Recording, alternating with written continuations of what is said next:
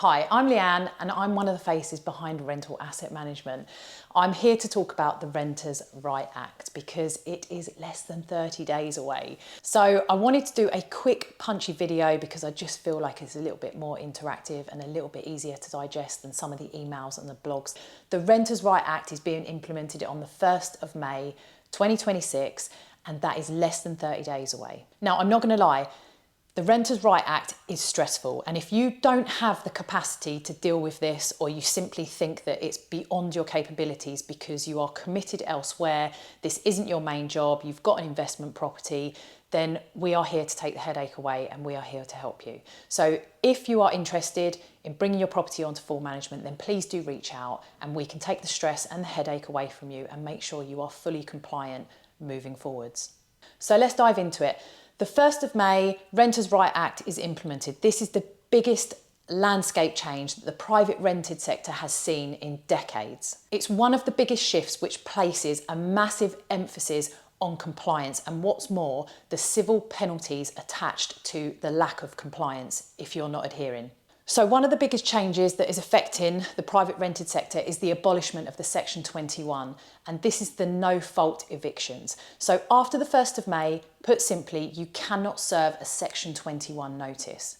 You will still be able to gain possession of your property, but you'll have to rely on other grounds. And there are 37 of them, so you can pick wisely. I'm not going to go through them all in this video, but there are still options for you. Secondly, fixed term contracts. After the 1st of May, you will not be allowed to issue a fixed term contract. So that's no 6-month tenancies, no 12-month tenancies, no 2-year tenancies, no fixed tenancies at all. So all of your tenancies, existing tenancies, will naturally convert on the 1st of May into an assured periodic tenancy, also referred to as an APT. This means that all of your tenancies moving forwards will be rolling month to month. Now, the biggest change, therefore, in relation to tenancies is that on day one of a tenant moving in, they can simply serve you notice with 2 months to leave. The next thing, and this is immediate, for all existing tenancies, we will be serving the Renters' Right Act information sheet. This information sheet is a legality and a compliance, so it needs to be served between the 1st and the 31st of May. But if you're on full management, this will be handled for you. This will be sent alongside an e-signed document, meaning that each tenant will have to sign for receipt of this document. Now, this is important because this document is compulsory, it is now a compliance matter, and failing to issue this document can lead you into a civil penalty for up to £7,000.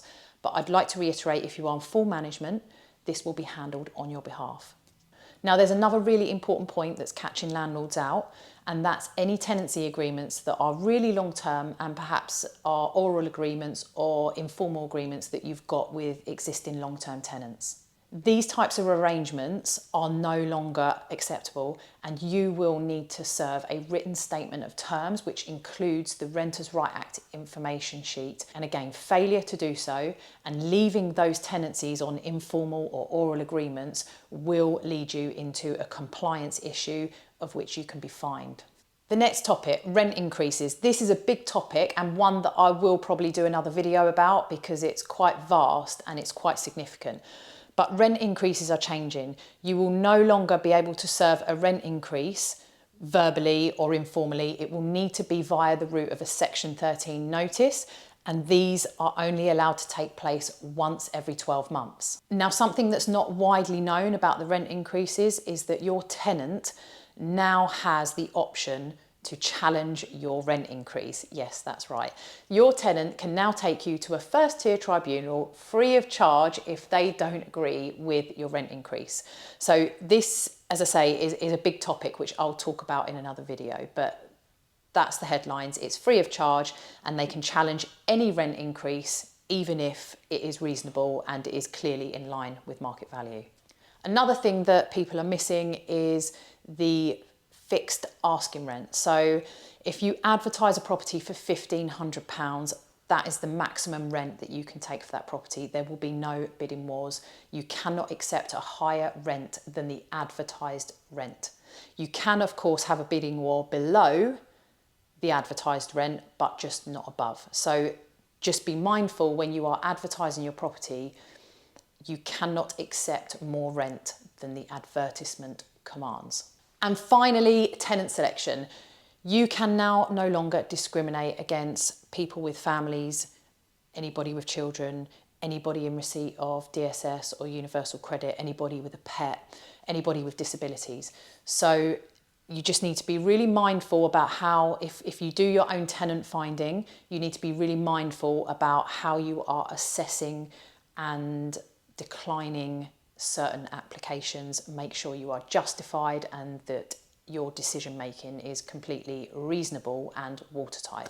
Now, I didn't touch on this at the start of the video, but obviously the main important thing in relation to the Renters' Right Act, aside from everything else that I've mentioned, is all of your compliance. Now, I think it goes without mentioning, all of your properties need to be compliant. Again, at Rental Asset Management, that is one of the things we're really hot on, is compliance. So if you are on full management, we will have been cross-checking your properties over the last couple of months to make sure that you are watertight in every aspect. And if you're not, we will have made contact and we will be asking you to carry out certain actions.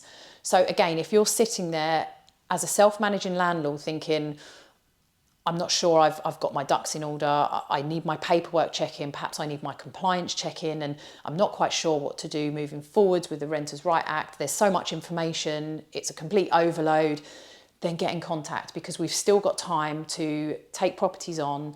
This, as you can probably understand, is probably a money-making exercise on the government's part. So they are looking to actively penalise landlords for non-compliance because it is a money generator for them. So don't be that person that falls foul of that. The Renters' Right Act is going to be a stressful implementation for some people. So if you simply do not have the capacity, or your attention is elsewhere, or this just isn't your full-time job, then please do get in contact, because the price of full management is well worth it in comparison to receiving a civil penalty for thousands of pounds for getting it wrong.